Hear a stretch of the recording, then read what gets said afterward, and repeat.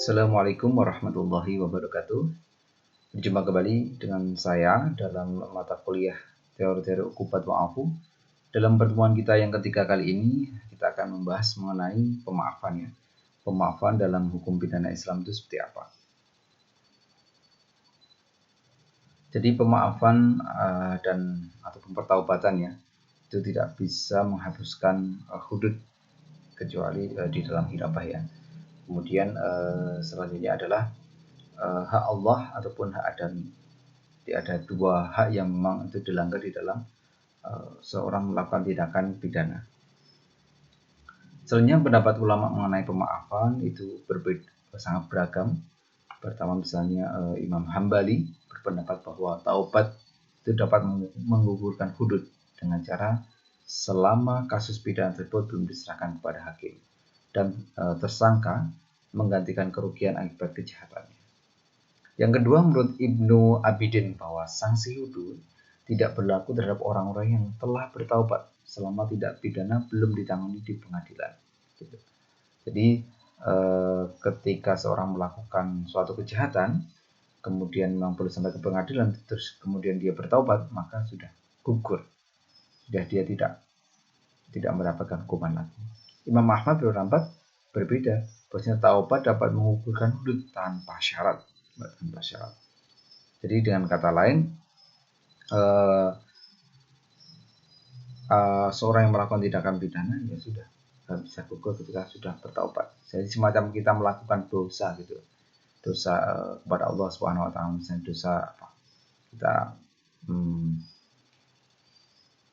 mengata-ngatai orang lain ataupun apa, ataupun kita tidak sholat ya, semacam itu. Kemudian ada pengecualian tapi di dalam hal zina misalnya, kemudian dalam hal khazaf, ini berkaitan dengan ini ya, hubungan antar manusia. Makanya masalah pencemaran nama baik itu hanya dapat dilakukan kalau ada pemaafan dari korban. Nah, intinya memang ada hubungan antara pemaafan kemudian dengan orang yang bertaubat, menyesal dia tidak akan melakukan tindakan itu lagi. Kemudian dengan hukuman, tiga hal ini saling terhubung gitu. Selanjutnya ini tentang hajinya ya, ada di surat An-Nur berkaitan dengan hajina ataupun had khuzabnya. Ya, bahwasanya seorang perempuan yang berzina dengan laki-laki yang berzina, maka 100 kali cambukan. Jadi seperti halnya di Aceh itu ya. Kemudian laki-laki yang berzina tidak mengawini melainkan perempuan yang berzina juga. Ini masalah ketentuannya. Kemudian di ayat yang lain juga berkaitan dengan pemaafan, itu juga diterangkan di surah Al-Isra misalnya, wala taqtulun nafsal lati haramallahu illa bil haq. Jadi kita tuh nggak boleh membunuh seseorang, itu nggak boleh kecuali dengan alasan yang jelas ya. Wa man qutila matluman faqad ja'alna liwalihi.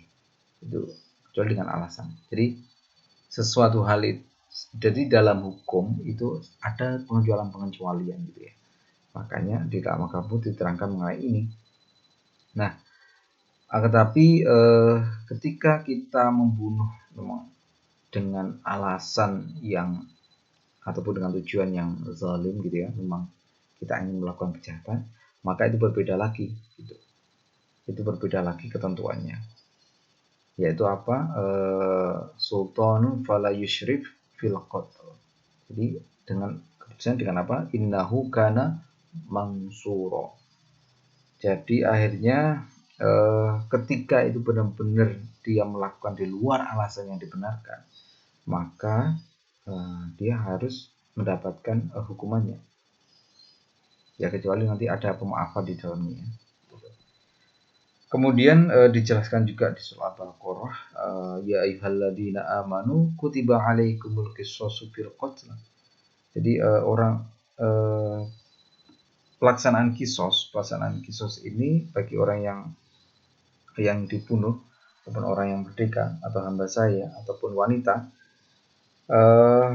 maka tetap dilaksanakan hukumannya. Tetapi al-khurru bil khurri wal abdu bil abdi wal unsa bil unsa tadi faman uqifa lah. Jadi ketika ada pemaafan dari saudara-saudaranya, min ukhihi syai'un fattiba'u bil ma'rufi wa adahu ilaihi bi ihsan. Jadi ketika saudara-saudara tadi memaafkan, maka bisa dimaafkan. Nah, ketentuannya tentunya dengan dia membayarkan diat tadi. Diat, kemudian sudah dimaafkan, maka zalika takhfifu min rabbikum warahmah. Maka dia mendapat keringanan dan juga rahmat dari Allah Subhanahu wa taala, gitu ya. Nah, maka itu bagaimana kemudian ada pemaafan baru Allah memberikan rahmat, gitu. Jadi dari manusia terlebih dahulu. Gitu. Kemudian ada ayat lainnya memang itu nanti menjelaskan ya, itu ada pengembalian ke orang lain, gitu ya. Misalnya tadi di surat An-Nur ini ya berkatanya itu ya.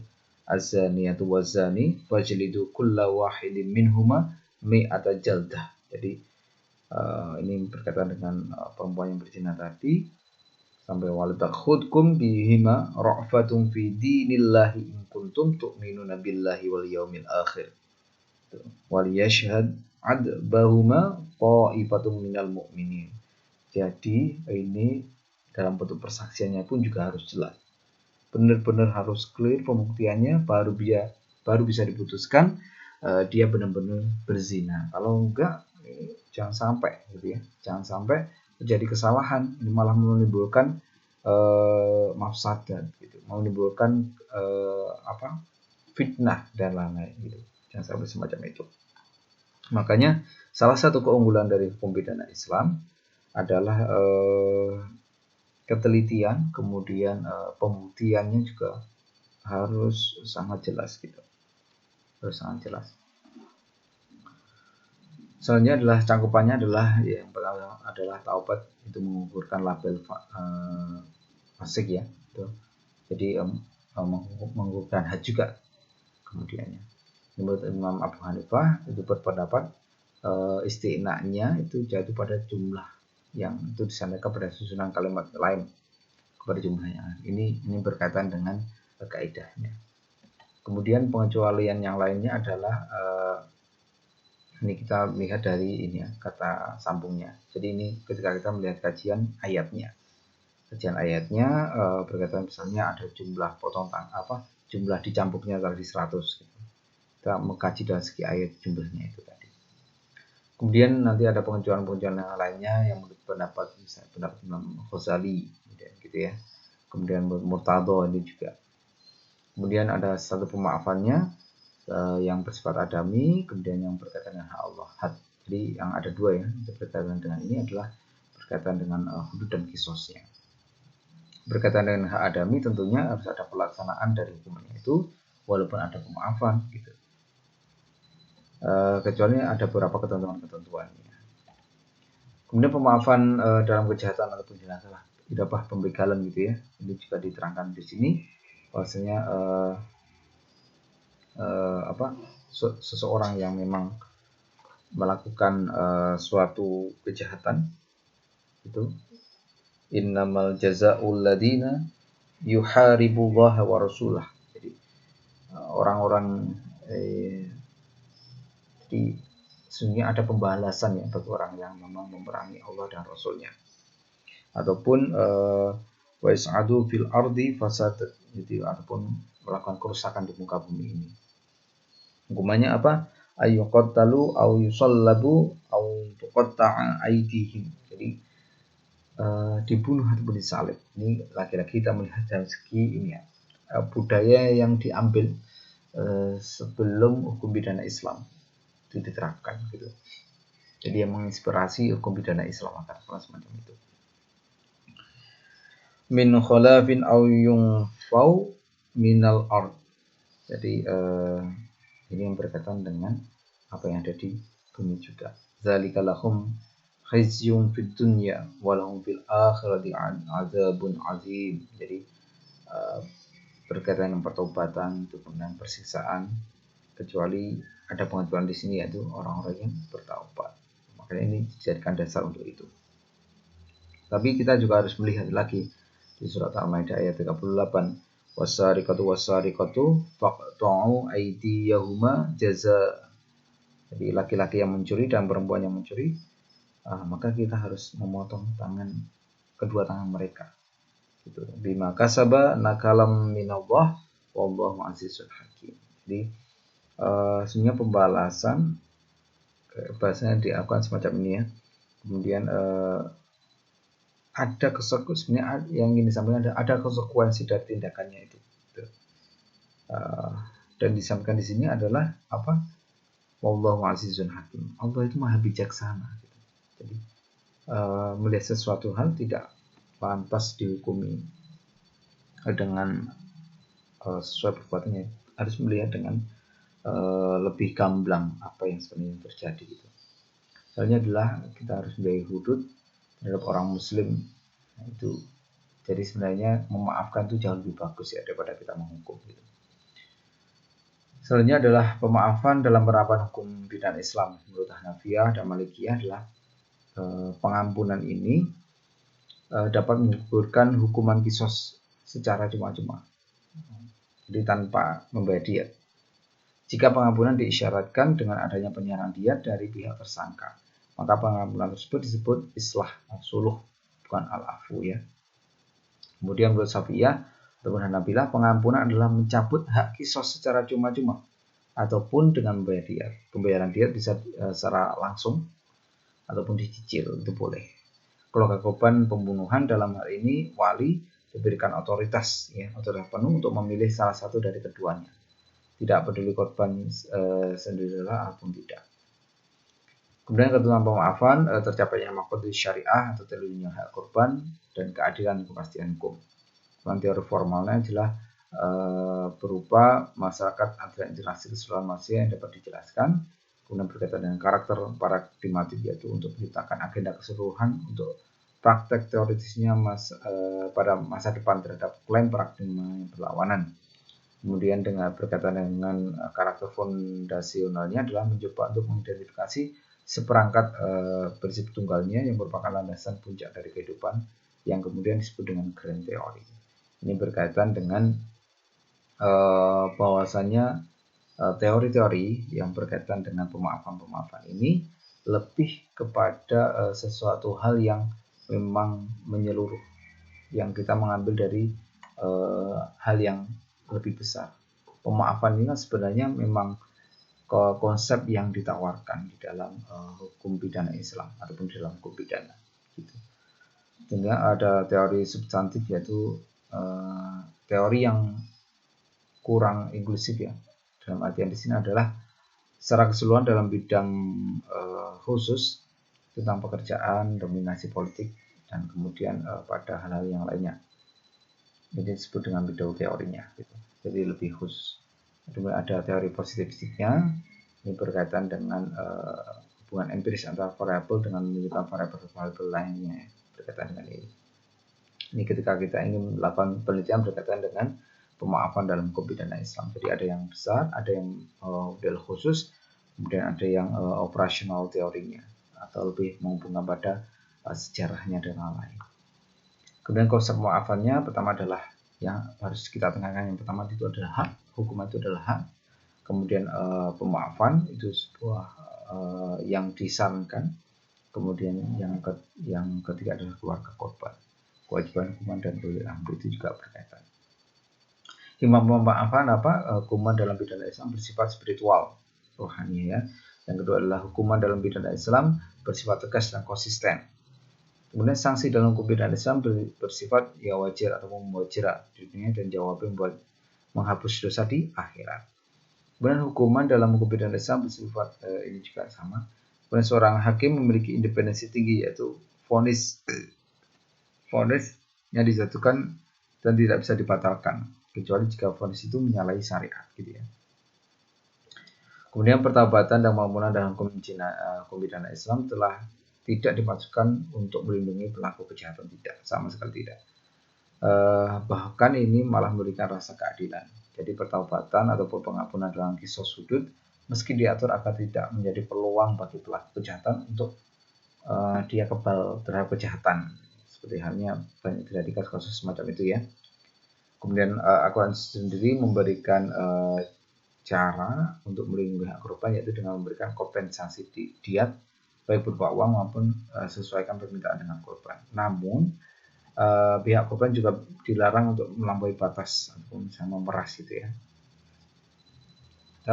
Ini yang hal yang penting juga, pertaubatan dan pengampunan adalah perlu kita bedakan. Bahasanya misalnya antara zina dan perkosaan itu kan beda. Ini di analoginya sepanjang itu. Pertaubatan dan pengampunan dalam zina tidak bisa langsung disetarakan dengan kasus perkosaan, karena dalam perkosaan terdapat kerugian fisik dan mental yang harus dipertimbangkan. Hak korban harus mendapat jaminan yang memadai. Jadi kalau kasus perkosaan itu kan dampaknya sangat besar sekali ya, dampak psikisnya, psikologinya, kemudian dia secara fisiknya juga sudah dirusak gitu ya. Maka itu tidak bisa dengan mudah dimaafkan gitu. Kemudian pertaubatan dan pengampunan dalam zina tidak boleh digunakan untuk mempermudah pelaku perkosaan untuk lolos dari hukuman dengan mudah dan mengambilkan hak korban ataupun perkosaan. Selanjutnya pertaubatan dan pengampunan kejahatan pembunuhan misalnya, itu disediakan peluang dalam Islam. Aturannya dalam pengampunan ini keluarga korban memberikan ampunan kepada pembunuh gitu ya. Kemudian ulama memiliki perbedaan pendapat berkaitan dengan ini. Ada yang bisa dengan ganti rugi, ada pengampunan sudah menguburkan, ada yang cuma-cuma dan lain-lain.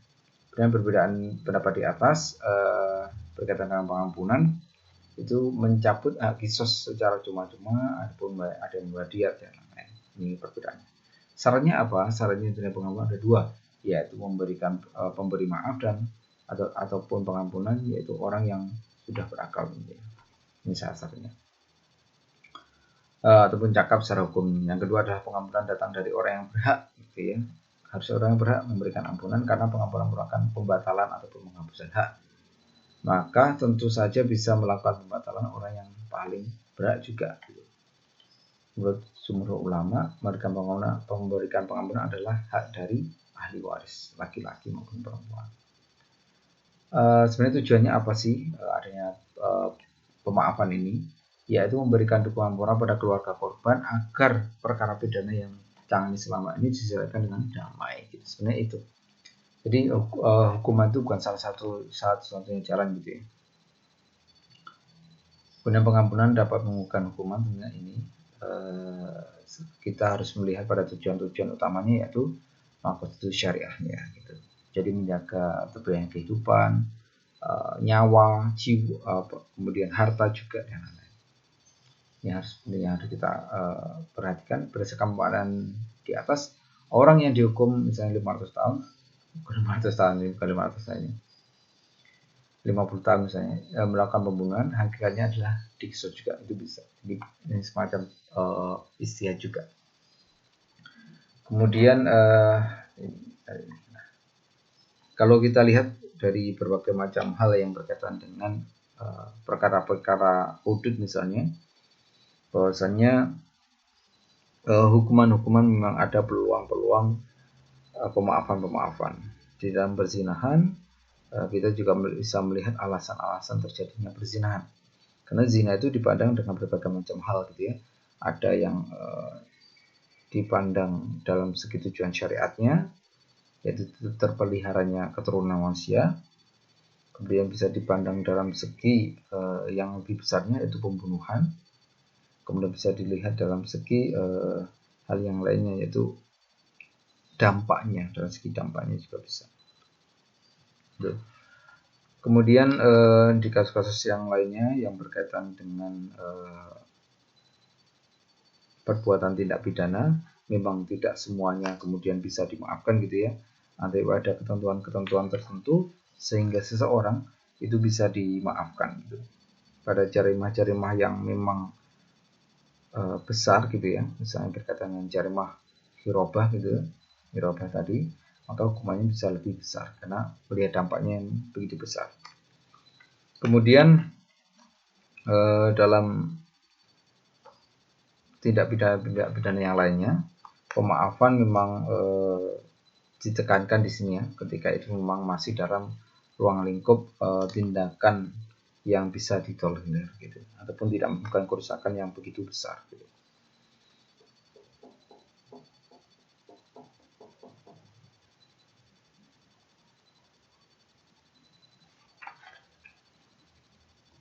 Mungkin begitu saja perbincangan kita pada kali ini berkaitan dengan pemaafan. Jadi kalau ada pertanyaan silahkan bisa melalui kolom komentar.